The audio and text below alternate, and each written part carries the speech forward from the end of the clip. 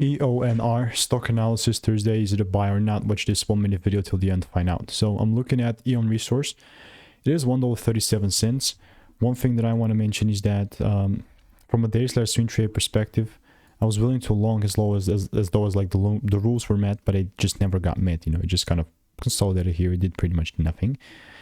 Volume was not as much as the average over the last 30 days. So I also get that.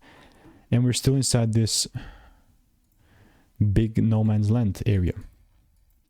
Don't get me wrong, I mean, as long as the price shows me like the rules here and it starts to accumulate, there's like literally nothing stopping me from taking things up.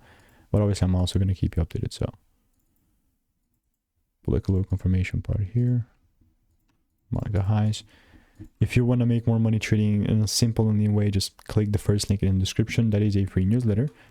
And yeah, I will most definitely keep you updated with EON Resource stock. I'm just waiting for rules because right now timing is kind of tough. So